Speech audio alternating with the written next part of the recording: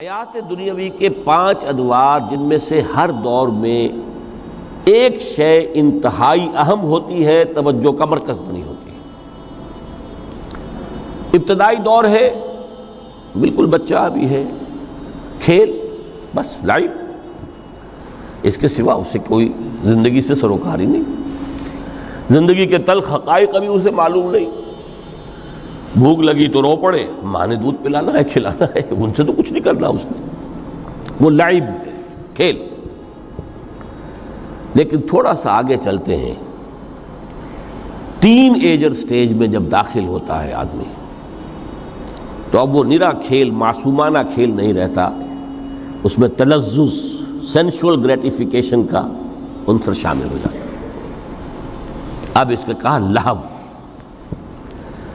اعلموا انما الحیات الدنیا لعب و لہو۔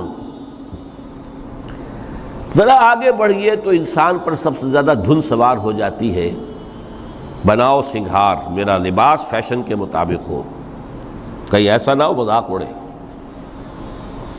اپنے لباس کے بارے میں بہت کانشیس ہوگا، اپنے ہیئر کٹ کے بارے میں بہت کانشیس ہوگا، ہر چیز کے بارے میں بہت کانشیس۔ زینت، بناؤ سنگھار، آرائش، زیبائش۔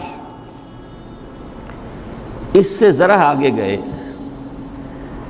تکاثر فی الاموال والانفس، تفاخر بینکم۔ یہ سمجھیے کہ تقریباً 30 برس کی عمر جب انسان کی ہوتی ہے، اب فخر، تفاخر، یا دولت پر فخر ہوگا، یا نسب پر فخر ہوگا، یا اپنی کسی سیاسی حیثیت پر فخر ہوگا، اپنی چودراہٹ پر فخر ہوگا۔ تفاخر بینکم، جس میں جان میں چونکہ توانائی ہوتی ہے، قوت ہوتی ہے، لیکن اس کے بعد جب عمر ڈھلی، بڑا ریئلسٹک ہو جاتا ہے انسان۔ پھر یہ جو چوتھی سٹیج تھی، اس میں تو یہ کہ مونچھ نیچی نہ ہو، چاہے سب کچھ میں اپنا خرچ کر دوں، داؤ پہ لگا دوں، لیکن مونچھ نیچی نہیں ہوگی۔ آخری سٹیج وہ ہوتی ہے کہ پھر ہوکا لگ جاتا ہے آدمی کو، تکاثر فی الاموال والاولاد، مال اور اولاد کی کثرت کثرت کثرت۔ اب یہ ہوتا ہے کہ مونچھ نیچی کیا، مونڈ بھی دی جائے تو کوئی حرج نہیں، مال آنا چاہیے، ویری ریئلسٹک۔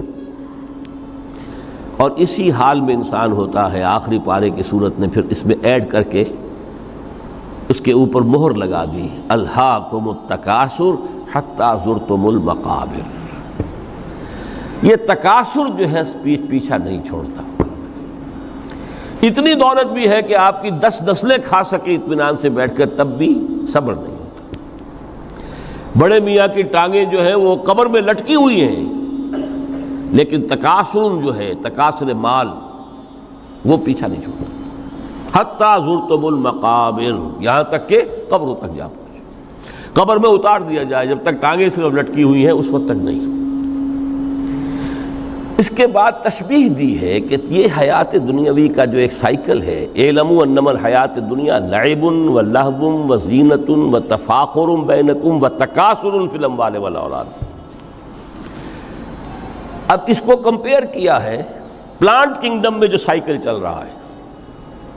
یہ ہمارا سائیکل ہے 60-70 برس کا، بچہ پیدا ہوا، خوشیاں منائی گئیں، پھر وہ لڑکپن سے، پھر ٹین ایجر سٹیج سے، پھر جوانی ہے، پھر ادھیڑ عمر ہے، اور پھر بڑھاپا ہے، اور پھر قبر میں اتارا جانا ہے۔ لیکن یہ کہ پلانٹ کنگڈم میں سائیکل چلتی ہے، کمثل غیث اعجب الکفار نباتہ ثم یہیج فتراہ مصفرا ثم یکون حطاما۔ یہ 4 سٹیج ہیں۔ جیسے بارش برستی ہے تو سبزہ نمودار ہوتا ہے، اور کاشتکار کو بڑا اچھا لگتا ہے، اس نے بیج بویا تھا، اس نے محنت کی تھی، اس نے ہل چلایا تھا، اعجب الکفار نباتہ، اس کو بہت اچھا لگتا ہے، دل باغ باغ ہو جاتا ہے۔